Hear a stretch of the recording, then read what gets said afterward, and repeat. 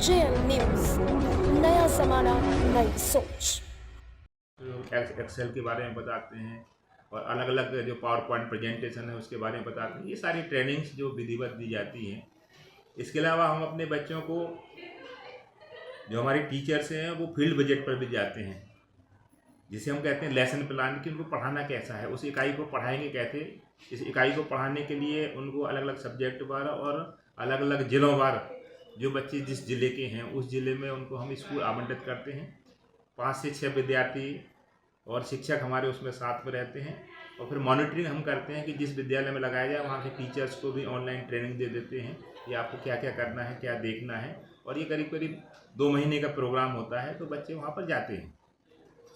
इसके अलावा field visit MEd के विद्यार्थियों का होता है, जिसमें आरआई यानी regional college of teacher education का जो चलता है उसमें डाइट का हम भ्रमण कराते हैं। लोक शिक्षण संचालय में क्या गतिविधियाँ होती हैं, डाइट में क्या गतिविधियाँ होती हैं, लोक शिक्षण के अलावा राज्य शिक्षा केंद्र में क्या क्या गतिविधियाँ होती हैं, वो पर भी भ्रमणों के लिए जाते हैं। इसके अलावा विद्यालयों का भ्रमण के लिए हम, हमारे शिक्षक और हम लोग भी जाते हैं कि उन विद्यालयों में जो हमारे टीचर्स बीएड करके जाते हैं वो किस तरह का अध्यापन का काम वहाँ पर करा रहे हैं। कितने दिन का भ्रमण होता है सर?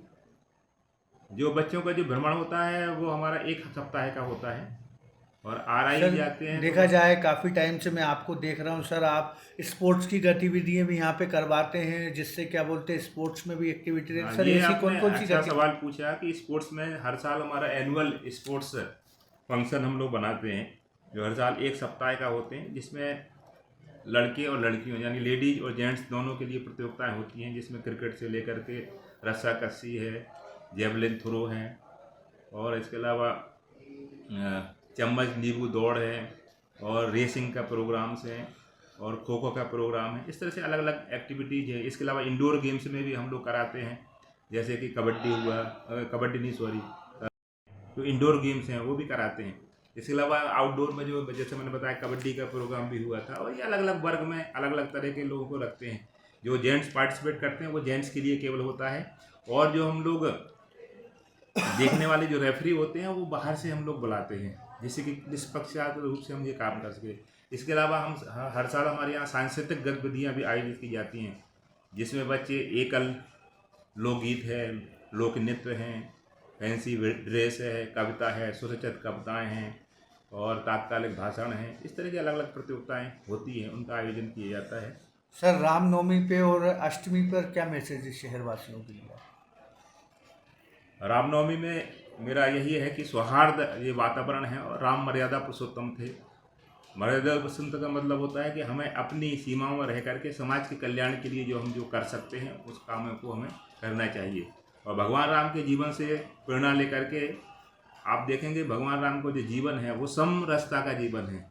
उन्होंने समाज के सभी वर्गों को, चाहे वो निम्न श्रेणी की हो या उच्च श्रेणी के, सभी के साथ संबंध स्थापित करते, वार्तालाप करके, और सभी को बहुत अच्छा संदेश दिया है कि हम सबरी के आश्रम में भी वो गए। वैसे तो ऋषि मुनि उनके मिलने के लिए आते थे, लेकिन सबरी के आश्रम में भगवान राम स्वयं ही गए, तो सबरी का उन्होंने कल्याण किया और नौदा भक्ति का उपदेश दिया। तो इस तरह से भगवान राम का, इसके अलावा मैनेजमेंट का पक्ष आप देखें राम का, उन्होंने देखिए कि रावण के पास इतनी विशाल सेना थी, लेकिन राम के पास कोई सेना नहीं थी। उन्होंने बानर है, भालू हैं, रीछ हैं, इन सब लोगों को इकट्ठा करके, और एक युद्ध जिनके सेना के लिए ना हमें रसद की आवश्यकता पड़ती थी, ना किसी तरह के आने जाने के आवागमन साधन पड़ते थे, ना कोई हमारे उनके लिए कोई युद्ध में जो उपकरण उपयोग होते हैं, ना कोई उपकरण की आवश्यकता पड़ती थी। इस तरह से राम का जो मैनेजमेंट है वो भी बहुत सीखने लायक है। तो रामनवमी के अवसर पर कि भगवान राम से हमें मैनेजमेंट का पाठ सीखना चाहिए, और दूसरा हनुमान जी से हमें टाइम मैनेजमेंट का सीखना चाहिए कि समय का प्रबंधन किस तरह से किया, कि जड़ी बूटी की आवश्यकता है तब तो उस समय जड़ी बूटी के लाना, अगर उस समय पर नहीं आती है तो प्राण भी जा सकते थे।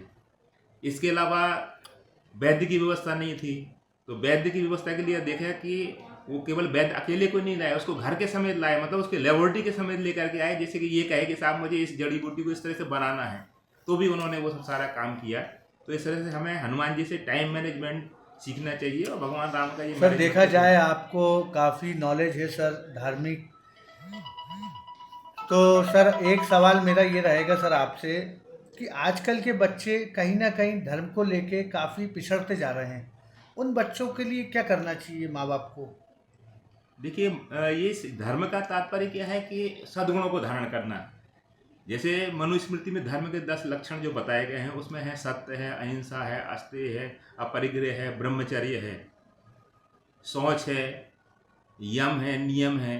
तो इन सब गुणों का पालन करने का नाम धर्म है। धर्म का मतलब कोई तिलक लगा के आना या बाहरी आडंबर करना नहीं है, इन सद्गुणों को धारण करना। तो बच्चों को सद्गुणों की शिक्षा, इसलिए सर्वधर्म समभाव की जब हम बात करते हैं, जब हमारे यहाँ प्रार्थना सभा होती है